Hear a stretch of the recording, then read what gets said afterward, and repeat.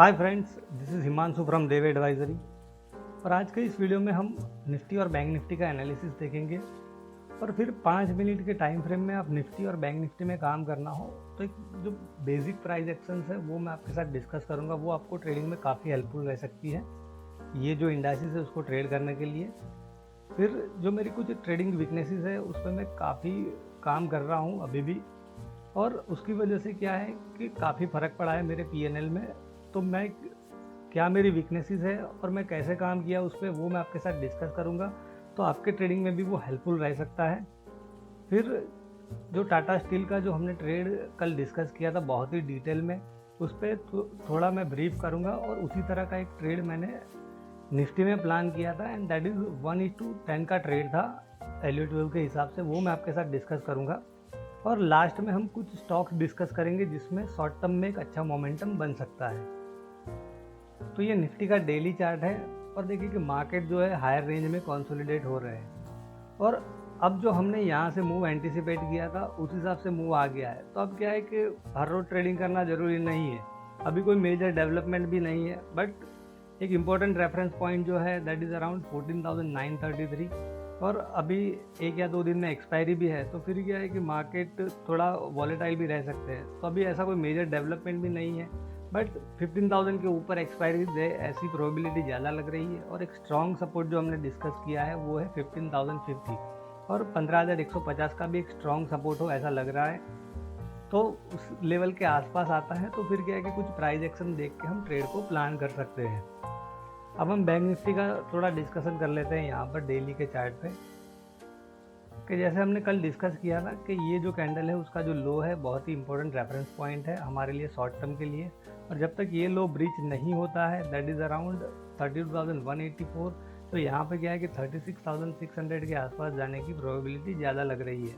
और अब क्या है कि इसमें भी हमने जैसे एंटिसिपेट किया था उस हिसाब से मूव आ गया है, और यहाँ पर 20 और 50 EMA का पॉजिटिव क्रॉसओवर भी हो गया है। तो ये ट्रेंड क्या है कि धीरे धीरे स्ट्रांग हो रहा है। और अब क्या है कि 20 EMA से काफ़ी डेविएशन भी आ गया है, तो मे भी क्या है कि उसके आसपास आए फिर एक ट्रेंड डेवलप हो। तो अभी भी इसमें भी क्या है कि कोई मेजर डेवलपमेंट है नहीं, जब भी कोई इंपॉर्टेंट डेवलपमेंट होगा तो उसको हम डिटेल में डिस्कस करेंगे। अब हम चलते हैं 5 मिनट के चार्ट में, और मैं आपको एक बेसिक प्राइस एक्शन यहाँ पे समझाऊंगा। तो ये 5 मिनट का निफ्टी का चार्ट है, और जब भी 5 मिनट के टाइम फ्रेम में आप काम करते हो तो 2 इंपॉर्टेंट पिवट पॉइंट्स होते हैं। वो होता है previous day high and low. आप ट्रेडिंग पे यूज़ करते हो तो यहाँ पर वो आपको मिल जाता है, आप जाके ढूंढोगे तो हाई एंड लो यस्टरडे ऐसा करके इंडिकेटर ही आता है। अब कैसे काम करना है वो मैं आपको एक्सप्लेन करता हूँ। और दूसरी एक चीज़ हम यूज़ करते हैं दैट इज़ वीवेप। तो वीवेप क्या है कि वो एक एंकरिंग का काम करती है, उसके आसपास ही प्राइस रहती है, और फिर उससे डेविएशन होता है तो फिर क्या है कि उसके पास जाने का ट्राई करती है, और उसके आसपास होती है प्राइस तो क्या है कि उससे थोड़ी डेविएट होती है। तो इस सेंस में हम वीवेप का यूज़ करते हैं। और वीवेप एक रेफरेंस पॉइंट होता है कि जब भी लॉन्ग करना है तो हम क्या प्रीफर करेंगे कि प्राइस जो है वो एटलीस्ट वीवेप के ऊपर ही होनी चाहिए। जब भी शॉर्ट करना है तो हम ऐसा प्लान कर सकते हैं कि प्राइस जो है वो वीवेप के नीचे ही हो, या तो वीवेप से बहुत दूर चली गई है तो मीन रिवर्जन का भी ट्रेड प्लान कर सकते हैं। तो जो बेसिक प्राइस एक्शन है वो मैं आपको थोड़ा एक्सप्लेन कर देता हूँ कि 2 इंपॉर्टेंट पिवट पॉइंट्स है। This is first previous day high. तो प्रीवियस डे हाई के रेफरेंस में हम कुछ प्राइस एक्शन डिस्कस करते हैं। तो फॉर एग्जांपल अब जब मार्केट काफ़ी गैप डाउन हो जाता है तो कई बार क्या होता है कि प्राइस जो होती है वो धीरे धीरे यहाँ पर रिवर्स होकर प्रीवियस डे हाई के आसपास आती है, और फिर यहाँ पे आपको एक अच्छा कंसोलिडेशन देखने को मिल सकता है, और फिर ये बाउंस आता है। तो उस टाइम पे अगर वीवेप से काफ़ी दूर है तो ये वीवेप को किस करने के लिए जाएगी, या तो फिर क्या है कि ये स्ट्रॉन्ग फिर मतलब जो ट्रेंड है वो वापस स्ट्रॉन्ग भी हो सकता है। तो ये इस तरह की प्राइस एक्शन हो सकती है। दूसरी जो प्राइस एक्शन होती है वो इस तरह से है कि मार्केट जो है वो गैप अप होता है, फिर क्या है कि धीरे धीरे उसमें वीकनेस बढ़ती है और प्रीवियस डे हाई को ब्रीच कर देता है, और फिर प्रीवियस डे हाई के आसपास ही एक रेजिस्टेंस फेस करता है, और यहाँ पर हमें टाइट कंसोलिडेशन देखने को मिलता है, और फिर यहाँ से ब्रेकआउट आता है। तो इन सच केस हमें क्या ध्यान में रखना है कि जो वीवेप हो वो क्या है कि इसी के आसपास होनी चाहिए, कंसोलिडेशन का जो लेवल है उसी के आसपास होनी चाहिए। सेकेंडली कि यहाँ पर हम 5 मिनट का चार्ट जो यूज़ करते हैं तो एटलीस्ट हमें 10 या 12 कैंडल का या तो 10 या 12 बार्स का कंसोलिडेशन यहाँ पे हमें देखने को मिलना चाहिए। तो ये इस तरह से आप ट्रेड को प्लान कर सकते हो। तो यहाँ से प्राइस क्या है कि डेविएट होगी जो बोलते हैं वीवेप से। अब हम प्रीवियस डे लो के रेफरेंस में बात करते हैं कि ये प्रीवियस डे लो है, लेट अस से this is the previous day लो। तो कभी कभी क्या होता है कि बहुत बड़ा गैप डाउन होता है, तो फिर मार्केट क्या करता है कि धीरे धीरे वीवेप को गेन करेगा और वीवेप के ऊपर ट्रेड करना स्टार्ट करेगा और फिर ये लो को किस करने के लिए जाता है। This is a very high probability trade setup. तो ये जब लॉन्ग प्लान करते हैं तो मेक श्योर कि प्राइस जो है वो वीवेप के ऊपर है। सिमिलरली जब प्राइस प्रीवियस डे लो को ब्रेक कर देती है और वीवेप को भी ब्रेक कर देती है और वीवेप भी आपकी क्लोज होनी चाहिए और प्रीवियस डे लो के आसपास कांस्टेंट रेजिस्टेंस फेस करता है, तो ये एक बहुत ही हाई प्रोबेबिलिटी ट्रेड सेटअप है। तो इस तरह से आप प्रीवियस डे हाई और लो इसको क्लोजली फॉलो करो और उसके आसपास प्राइस कैसे रिस्पॉन्ड करती है वो कुछ चीज़ें देखोगे और वीवेप का थोड़ा यूज़ करोगे तो क्या है कि बहुत सारी क्लैरिटी आपको धीरे धीरे आ जाएगी। ये बहुत ही सिंपल प्राइस एक्शन है और बहुत ही इफेक्टिव स्ट्रेटजी है। अब मैं आपके साथ जो डिस्कस कर रहा हूँ दैट इज़ आज का जो मैंने ट्रेड लिया था वो इसी तरह की एक प्राइस एक्शन है। आप देखिए कि ये प्रीवियस डे हाई की लाइन है और ये प्रीवियस डे लो की लाइन है और ये हमारी ब्लैक लाइन है दैट इज़ वीवेप। तो प्रीवियस डे हाई के आसपास क्या था कि कांस्टेंट उसके आसपास फ्लर्टिंग कर रहा था और वीवेप के नीचे ही ट्रेड कर रहा था। तो यहाँ पर एक अच्छी शॉर्ट अपॉर्चुनिटी बन सकती थी। ये ट्रेड मैं नहीं ले पाया था उस टाइम पे, बट आप देखिए कि प्राइस जो है वो वीवेप से फिर काफ़ी डेविएट हुई। अब ये ट्रेड मैंने लिया था कि प्रीवियस डे लो के आसपास आया है यहाँ पर और सपोर्ट लेने का ट्राई कर रहा है मार्केट। ये भी एक अच्छी प्राइस एक्शन है कि जब भी स्ट्रॉन्ग मार्केट होते हैं तो प्रीवियस डे लो के आसपास आके फिर क्या कि बाउंस आता है, प्रोवाइडेड कि वीवेप आपकी जो है वो काफ़ी मतलब दूर है या तो वीवेप से ये प्राइस जो है वो काफ़ी डेविएट हो गई हो।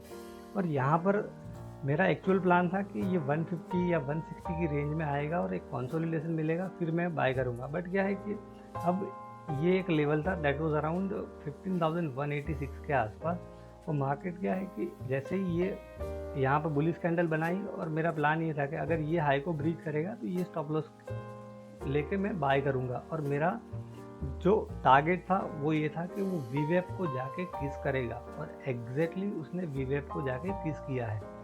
सिमिलरली बैंक निफ्टी का हम देख लेते हैं आज का 5 मिनट का चार्ट और ये आप कुछ चीज़ें जाके ऑब्जर्व भी करोगे चार्ट पे 5 मिनट के तो आपको बहुत सारी इंसाइट मिल सकती है इसमें। जनरली मैं निफ्टी में ट्रेड करता हूँ ज़्यादा और निफ्टी में ये बहुत ही अच्छी तरह से काम करता है, बट बैंक निफ्टी में भी ये आप देखिए कि आज की जो प्राइस एक्शन उसको हम थोड़ा समझते हैं कि जो प्रीवियस डे लो था उसको उसने ब्रेक कर दिया और यहाँ पे कंसोलिडेशन चल रहा था।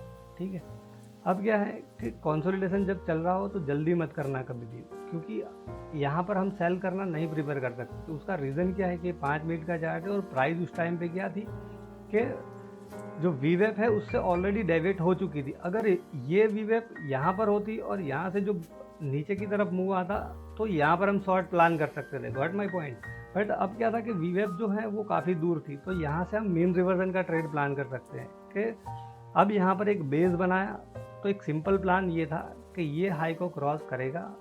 ठीक है, ये एक इम्पोर्टेंट लेवल था दैट इज़ अराउंड, ये हाई हम देखें तो दैट इज़ अराउंड 34,588 के आसपास। तो ये वीवेप के आसपास जा सकता है और जैसे ही वो हाई को क्रॉस किया देखें कि वीवेप को जाके उसने टच किया है। तो इस तरह से आप 5 मिनट के टाइम फ्रेम में निफ्टी और बैंक निफ्टी में काम कर सकते हो। निफ्टी में आपको 30, 40 या 50 पॉइंट का मूव बड़े आराम से मिलता है कई बार और कभी कभी लंबा भी ट्रेड फंस जाता है। बैंक निफ्टी में 100 या 150 पॉइंट का मूव क्या है कि आप इस तरह से कैप्चर कर सकते हो। और ये प्राइस एक्शन के रिगार्डिंग आपको कोई क्वेश्चन या डाउट है तो आप क्या है फिर मुझे ट्रेडिंग कमेंट बॉक्स में पूछ सकते हो। अब हम देखते हैं कि जो मेरी जो कुछ वीकनेसेस है और उस पर मैं कैसे काम कर रहा हूँ। तो मेरी सबसे बड़ी जो एक वीकनेस है वो है कि मेरा जो नेचर है वो थोड़ा इम्पल्सिव है और फिर मैं पहले क्या करता था कि जितने भी स्टॉक्स है उन सबको चेज़ करने का ट्राई करता था। कोई हाई बना रहा है तो उसको चेज़ करो, बाय कर लो, कहीं पे भी घुस जाओ, लो बना रहा है तो बेच दो, कहीं चार्ट देखे बिना आप क्या है कि एंट्री कर लो, किसी ने भेज दिया व्हाट्सएप पे या कोई सोशल मीडिया पे तो उसको चेज़ करने लग जाओ। और जो मैंने स्टडी किया हुआ होता है वो सब मैं क्या है कि फिर साइड में रख देता था। बट नाउ कुछ सक्सेसफुल ट्रेडर्स के कांटेक्ट में मैं आया था। फिर मैंने ऑब्जर्व किया कि वो कैसे काम करते, दे आर वेरी सिलेक्टिव। वो कुछ चीज़ों को एनालाइज करते हैं और फिर उसी स्टॉक को या जो चीज़ उन्होंने एनालाइज की है उसी को क्लोजली फॉलो करते हैं और फिर उस हिसाब से उन्होंने प्लान किया, उस हिसाब से डेवलपमेंट होता है तो बड़े साइज़ में काम करते हैं। सो सिमिलरली मैं भी काफ़ी सिलेक्टिव हो गया हूँ। जो इम्पल्सिव ट्रेड मैं लेता था वो मैंने बंद कर दिया। फिर क्या है कि कुछ चीज़ मैं एनालाइज करके रखता हूँ और उसी के आसपास फिर मैं क्या है कि मेरा फोकस रखता हूँ।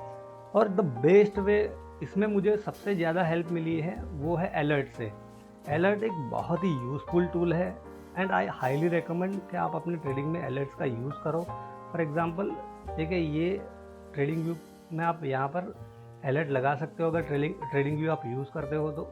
देखिए, आज मैंने सुबह में जी का अलर्ट लगाया था, फिर टेक एम का अलर्ट था। अभी रिसेंटली मैं आपके साथ एक शेयर करूँ ट्रेड, तो दैट वाज सीमेंस। ये बहुत ही अच्छा ट्रेड रहा मेरे लिए। 75 मिनट में स्क्वीज थी और 75 मिनट में आपको ये ट्रेड अब क्या है कि एक्सप्लेन करता हूँ यहाँ पर। बहुत ही अच्छा ट्रेड रहा था मेरे लिए।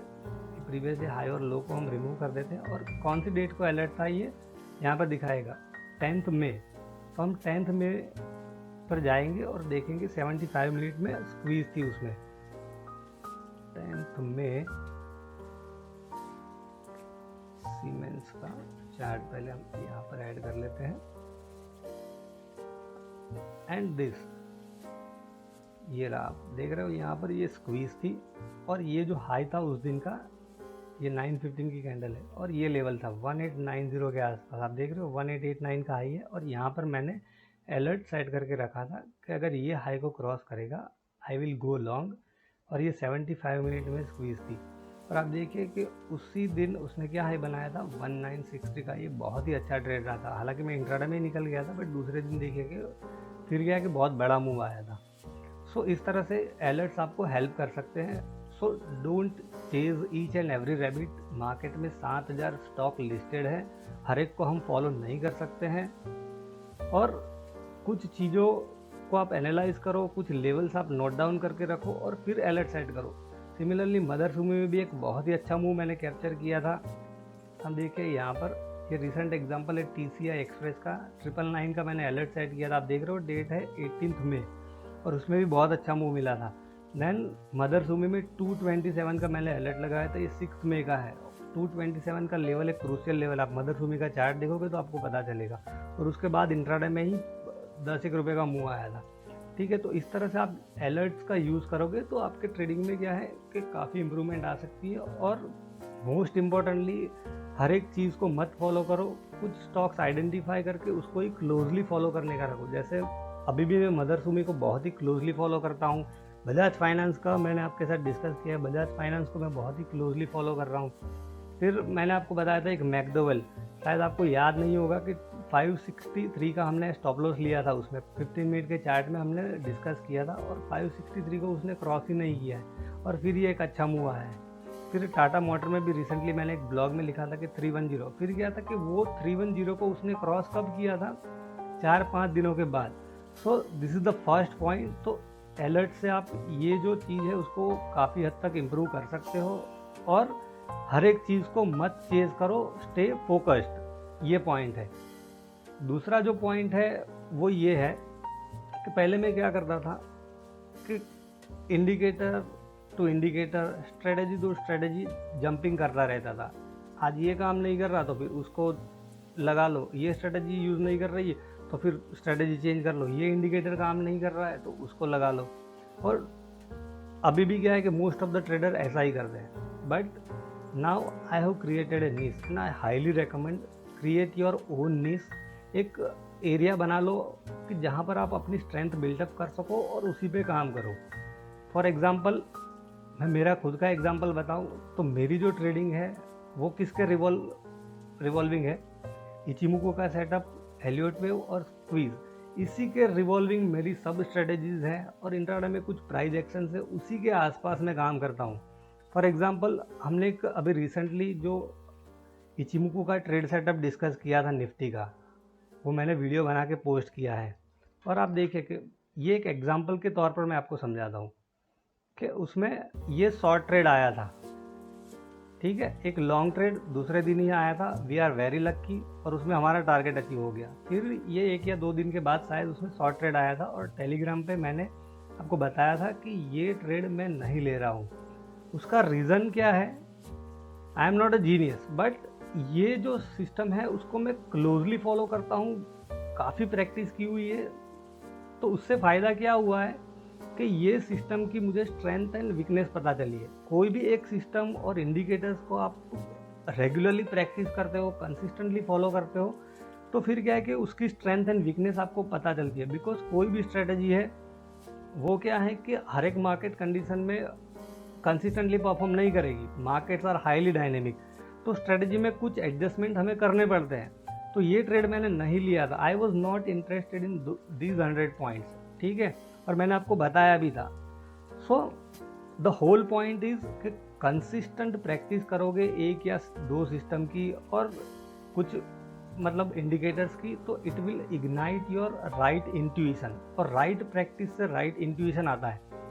फॉर एग्जाम्पल ये एक ट्रेड हो गया। फिर निफ्टी और बैंक निफ्टी में भी हमने जो डेली के चार्ट पे एनालाइज किया था, और मैंने आपको बताया था कि I was anticipating this breakout कि ये 15,100 या 300 तक जा सकता है, और I strongly believe in my intuition. और इतनी स्ट्रांग गट फीलिंग कब आती है आपको कि आप कुछ चीज़ों को क्लोजली फॉलो करते हो। 20 and 50 EMA, RSI and EDX, these are my regular indicators, और उसी को मैं क्लोजली फॉलो करता हूँ। सिमिलरली 15 मिनट में ये सिस्टम को मैं बहुत ही क्लोजली फॉलो करता हूँ। तो द होल पॉइंट इज कुछ चीज़ें आप पकड़ लो, उसी के आसपास अपनी स्ट्रेटजी बनाओ, और कुछ स्ट्रेटजीज पे आप जीरो इन करो कि इसी के आसपास मैं काम करूँगा और इसी को मैं रेगुलर फॉलो करूँगा। So over a period of time that will ignite the right intuition, और फिर क्या है कि आपका डिस्क्रेशन जो है वो बहुत ही इंप्रूव हो जाएगा, and that will boost your PNL exponentially. तो ये जो मेरी 2 वीकनेस थी उसमें मैंने इस तरह से काम किया है, एंड आई होप कि ये जो चीज़ें मैंने आपके साथ डिस्कस की है वो आपको ट्रेडिंग में काफ़ी हेल्पफुल रह सकती है। अब हम डिस्कस करते हैं कल का जो टाटा स्टील का जो हमने ट्रेड लिया था वो, और यहाँ से मैं पहले इचिमोकू को रिमूव कर देता हूँ।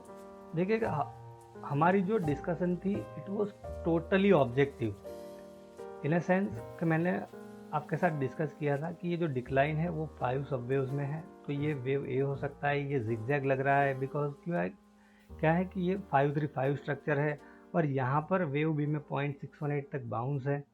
इन short the whole discussion was very logical. और अपार्ट फ्रॉम एल्यूट वेव, कौन सी ऐसी सिस्टम है जो आपको इतना लॉजिकल व्यू देता है मार्केट का? एल्यूट वेव से आपको पता चलता है कि आप मार्केट में एग्जैक्टली कौन सी साइकिल में हो, कौन से वेव में हो, तो किस तरह से आप ट्रेड को प्लान कर सकते हो। और आप देखिए कि हमारा जो टारगेट था कि प्रीवियस 4th वेव की टेरिटरी में जा सकता है, और एग्जैक्टली वहाँ पर ही गया है, ठीक है। अब हम दूसरा जो मैंने ट्रेड लिया था निफ्टी का 5 मिनट की टाइम फ्रेम में, वो मैं आपके साथ डिस्कस करता हूँ। टाटा स्टील का जो हमारा ट्रेड था दैट वॉज 1:3, तो एल्यूट वेव के हिसाब से हमने 1:3 का ट्रेड प्लान किया।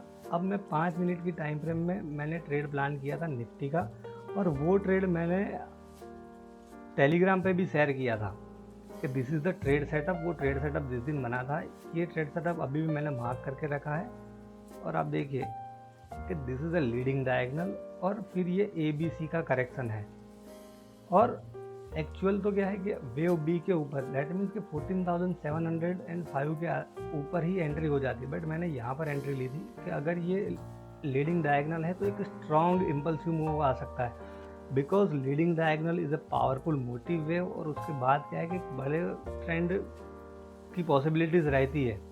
तो मेरा स्टॉप लॉस क्या था यहाँ पर 660, और मेरी एंट्री थी अराउंड 720। तो हम कहें कि 60 या 80 पॉइंट का मेरा स्टॉप लॉस था, और इसमें मैंने 400 पॉइंट्स का मूव कैप्चर किया है। आई एग्जिटेड अराउंड 15,150 के आसपास मैंने ये एग्जिट किया था, तो ऑलमोस्ट 400 पॉइंट्स का मूव मैंने कैप्चर किया। दिस इज़ मतलब 1:10।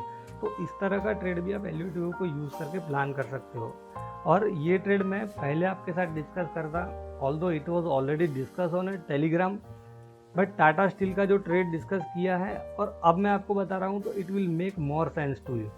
ठीक है, अब हम देखते हैं कुछ स्टॉक्स जिसमें शॉर्ट टर्म में कुछ अच्छी अपॉर्चुनिटीज़ बन सकती है। So the first stock is Titan. ये स्टॉक को मैं काफ़ी क्लोजली फॉलो कर रहा हूँ और आप देखिए कि 20 और 50 EMA का यहाँ पर पॉजिटिव क्रॉसओवर है और ये भी स्कैन है और कुछ स्कैन जो है वो मैं रेगुलरली यूज़ करता हूँ, जिससे क्या है कि आपको कौन से सेक्टर चल रहे हैं, कौन से स्टॉक्स में मूव आ रही है, उसकी एक फीलिंग आ जाती है। जैसे एनर्जी सेक्टर में मूव आ सकती है, मैंने आपको बताया था कि कुछ स्कैन्स में रेगुलरली यूज़ करता हूँ, उसमें रेगुलर पॉपअप हो रहे थे इफ़ यू रिमेंबर। तो उसी तरह से एनर्जी सेक्टर में एक अच्छा मूव आया। सिमिलरली ये 20 और 50 EMA पॉजिटिव क्रॉसओवर एक स्कैन है, वो मैं रेगुलरली यूज़ करता हूँ। तो 20 और 50 EMA का यहाँ पर पॉजिटिव क्रॉसओवर है। स्टॉक जो है वो 52 वीक हाई की बहुत ही मतलब एक रेंज में आ गया है और 60 के ऊपर RSI है। तो यहाँ पर एक अच्छा मोमेंटम बन सकता है और मेरे ख्याल से टाइटन में आने वाले दिनों में 1800 या 2000 की पॉसिबिलिटीज़ मुझे लगती है। तो this is the stop loss. जो 1400 का लेवल है हमारा स्टॉप लॉस है और हमारा टारगेट है 1800 या 2000 के आसपास जा सकता है। ये मीडियम टर्म के लिए मैं आपको रेकमेंड कर रहा हूँ। और अभी क्या है कि स्टॉक थोड़ा एक्सटेंडेड है तो शायद आपको रिट्रेसमेंट में मिले 1520 और 1500 की रेंज में, तो आप बाय कर सकते हो इसको। दूसरा जो स्टॉक है दैट इज़ पेज इंडस्ट्री। ये ट्रेड मैंने आज ट्विटर पे भी शेयर किया था and this is Elliott wave का ही सेटअप है और ये मेरी बहुत ही फेवरेट पैटर्न है जिसको बोलते हैं ट्रायंगल। और एक हैंडी ब्रेकआउट इसमें लग रहा है। आप देखिए कि RSI जो है 60 को क्रॉस कर दिया है, वॉल्यूम्स एक्सपांसन है, स्टॉक जो है 52 वीक की बहुत ही मतलब एक नैरो रेंज में आ गया है। तो ये ट्रेड सेटअप बहुत ही ल्यूक्रेटिव लग रहा है एंड आई एम एक्सपेक्टिंग 35,250 या तो 37,000 का लेवल इसमें देखने को मिल सकता है आने वाले दिनों में। और ये हमारा स्टॉप लॉस रहेगा 27,800। तो ये स्टॉक अब क्या है कि ऑलरेडी ब्रेकआउट आ ही गया है, ऑलरेडी मैंने कुछ पोजीशंस बनाई भी है, तो आपको भी बनानी हो तो आप बना सकते हो। और तीसरा एक स्टॉक है जो मुझे ठीक लग रहा है दैट इज़ अशोक लेलैंड। अशोक लेलैंड का स्ट्रक्चर मुझे बहुत ही स्ट्रांग लग रहा है। कल मैंने ये ट्विटर पे आपके साथ ये चार्ट भी शेयर किया था और इसमें भी मैंने कुछ पोजीशन बनाई हुई है। अब क्या है कि ये थोड़ा डेविएट हो गया है 20 और 50 EMA से और आपका स्टॉप लॉस यहाँ पर है 106 के आसपास, बट मे भी ये एक ब्रेकआउट लेवल है यहाँ पर अच्छा, उसके आसपास आता है 120 के आसपास, तो ये आप इसको बाय कर सकते हो। और मेरा एक्सपेक्टेशन है कि ये 140 या 150 के आसपास शॉर्ट टू मीडियम टर्म में जा सकता है और आपका स्टॉप लॉस जो रहेगा that is around 106। So I hope friends कि आज जो मैंने चीज़ें आपके साथ डिस्कस की है वो आपके ट्रेडिंग में ज़रूर हेल्प करेगी। Thank you.